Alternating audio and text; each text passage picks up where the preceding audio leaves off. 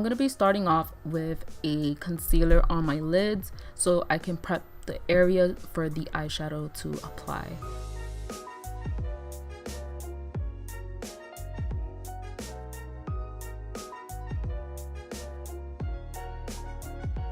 And then I'm going to set it with a little bit of translucent powder so that it can glide on a little nicer. So I'm going to be taking this palette from Urban Decay Cosmetics. This is the Born to Run palette. And I'm going to do a classic look. This is a classic cut crease where it's simple, nothing dramatic. So I'm going to start off with the first shade in the palette. It's more of a traditional shadow for the crease area. And I'm going to blend that into the crease with a fluffy brush. You want to do circular motions instead of just packing it on. Usually I do that when I want to pack on heavy colors that are dark and they are very pigmented. With this shadow, this is just to glide it onto the crease area so that I can disperse more of that orange in the outer eye to give it some depth.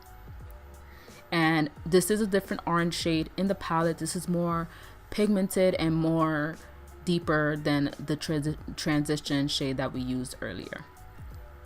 And then I'm going to buff that out with a little bit of hint of brown in the palette, and I am going to list the names of the shadows that I use specifically. I just didn't have the palette in front of me to really tell you guys what I'm using.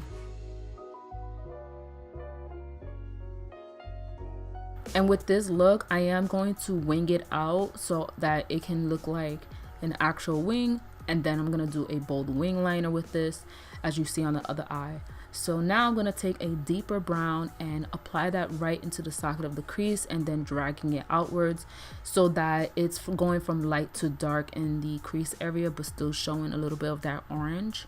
And like I said, it's easy. It's not something that you can mess up because there's only like 3 different shades, and then you just deepen it up at the end and then you just buff it out and then you just clean it up. Like, it's that simple. I'm making sure that everything is well blended really nicely and it's not just like a harsh brown into the crease. And you can pick up a little bit of that transition shade if you want to, just to soften it, and making sure that it's in a clean way where it's not a very messy crease look. So now I'm going to use the MAC Pro Longwear Concealer NC15, and I'm going to really take my time with this because since I do have a white shadow as my lid shade, I need to be careful with how I'm cutting the crease. This is not like a messy look. This is a very classic cut crease look, and this is something that you can start off with doing if you are not advanced like what I'm usually used to doing. But this is something that you can practice with, and you can see if you made a little mistake, you can practice it again and again until you perfect it. And with this, like, this is one of the looks that I was really like drawn into when I was looking for inspiration, and it also brought me to the idea of pinup. So even though they didn't do this in the times of like in the 1940s and 50s, like this is like a twisted way, like where it's like a little bit of a like my way of pinup, classic cut crease. So yeah, do take my time with this and make sure you don't apply too much product onto the lid when you're cleaning up, because there's not much of color. See, if it was with color, it's different because you would have to clean that area up, and you don't want to mix that concealer or base with the color because then it's going to change how the lid shade will look. So with this one, you can use a regular concealer and move on instead of just taking a makeup wipe. But if you want to do it that way, you can. When it comes to me, like, I like to use concealer for these type of looks because it's so easy. When it comes to color, I use actual bases like MAC Pro Longwear and mainly Plouise because those are the ones that bring out the color the most. But with this one, this is just a regular concealer, and I'm doing like a simple look. The only thing is that I'm just going to be adding white. It's not a big deal because the crease area is a neutral shade and it's easy to clean up as opposed to color, if that makes sense. So now I'm going to pat it and making sure that I take out most of that product with just patting motions instead of just gliding it on. I want it to be even.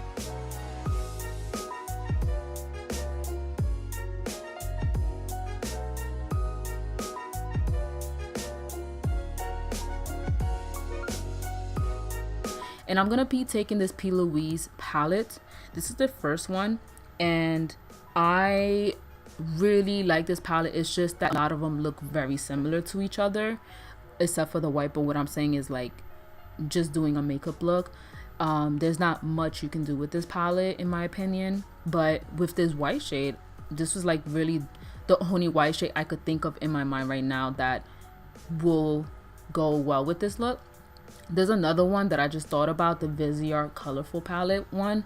They have a white, but this is the palette that I haven't been reaching for in a while, and I wanted to use it in this video. So I just put that white shadow all over the base and making sure that it's well even, because if it's not even, it's gonna look patchy. So now I'm gonna be using the Maybelline Eye Studio eyeliner. This is their gel one, and I really like how black it is, and then it does dry down to a matte finish, which I really love. Doesn't give you like that glossy finish, which some eyeliners do. I don't like that one in my opinion. I like it to be flat and black and matte.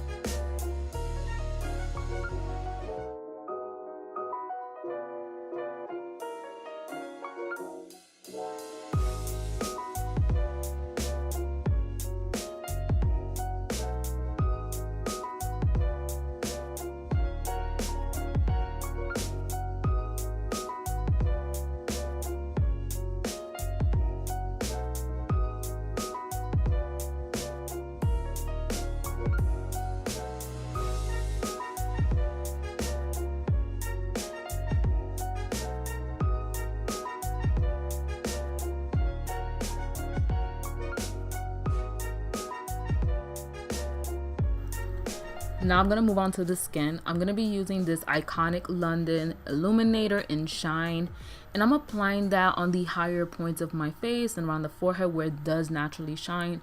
And I really have been liking this lately, like this whole adding illuminator underneath just to give me a little bit of glow. And I also tried it without highlighter, but just using the illuminator, and I feel like that's like more natural, and I really like it. So I'm gonna go on with the Makeup Forever HD foundation. You already know what that one is. Like, this one is really nice. I love the coverage, and now I see why people love it, because it blends so easily. In my opinion, this is more full coverage because this is a foundation that I feel like it did cover a lot of my imperfections, the redness and everything, and it looks flawless on the skin. And then I'm going in with the Cover FX Power Play Concealer in the shade Light 2. And I felt like this one didn't give me the full coverage that I really like. So after I applied this, I did go in with another concealer to brighten it a bit. And I went in with the e.l.f. Cosmetics Cameo 16-Hour Concealer just to brighten it a little bit. Like, you'll see, like, I don't add a lot of this because this is very potent and very pigmented. So I add that, and then I do blend it out with the Mikasa, I think that's how, yeah, Mikasa sponge. This one is really nice. Now I'm gonna set the under eye and brighten it up a little bit with the Mineralized Skin Finish in Light by MAC. And I do add a little bit of translucent from Hourglass, the Veil translucent one. But before I do that, I do go in with the Kalon Cosmetics Flawless Finish Foundation Stick in the shade Dark, just to cream contour and bronze up a little bit, but also contour around the nose, prepping it before powder. And I really do want to look more bronzed up, because like I said, even though this is supposed to be like a classic look in my way, and this is more like, for me, I really like how this look underneath contour and not look patchy, because some bronzers I noticed they'll look patchy, like especially if you don't set that area, it's gonna look patchy. But I just really have been liking the whole cream contour before the actual powder. So I do set certain parts of my face because I do want it to look like I have some shine, but in certain areas, if you get what I'm saying. Like I don't set around the forehead or whatever. So now I'm going to contour with the ABH contour palette, and this is the light medium. And you see, like, it looks so nice on the skin, especially with a stippling brush. Like, it looks natural. And I do use a smaller brush from the nose area.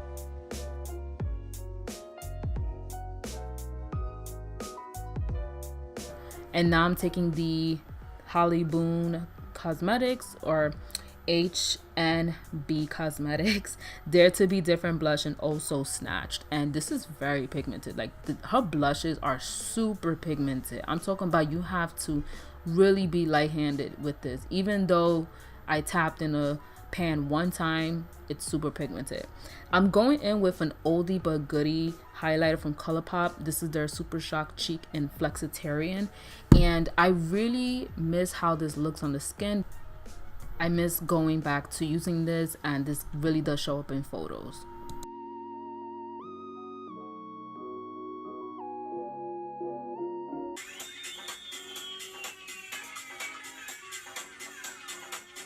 Oh, hell no.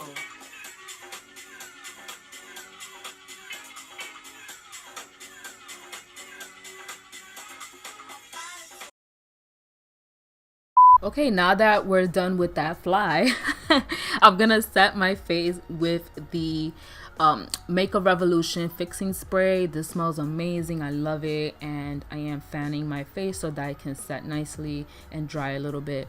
And now I'm gonna just go in with those transition shades for the lower lash line area. I don't want to do anything heavy and crazy. And I do apply a little bit of mascara from NYX Cosmetics. This is like the really small bottom lash line mascara. And then I go in with the MAC eyeliner. This is their Eye Kohl pencil in Fascinating, and I do apply that into the waterline just to make my eyes pop and be more bigger than they are, just to give that illusion. So now I'm going to go in with this first shade, and at first I thought it was gonna look very highlight, but it's not. You barely even see it show up on my eye. So I go back in with the Flexitarian and just pop that into the inner tear duct area and the brow bone area, and also I applied a little bit more on the nose just to give me a little bit of a shiny nose.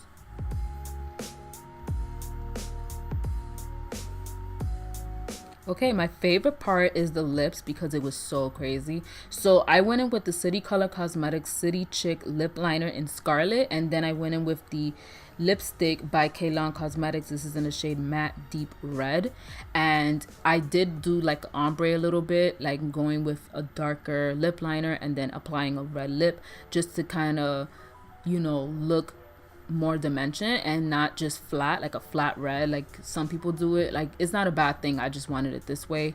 I just really like how this looks, and I feel like it suits me a lot better. So I really do like how this looks, and I did clean up the edges so that it looks very sharp and clean, like as if I didn't mess up. So this is the finished look. I hope you guys enjoy this look. Give it a thumbs up, subscribe to my channel, and follow me on my social media accounts, and I'll see you guys in my next video.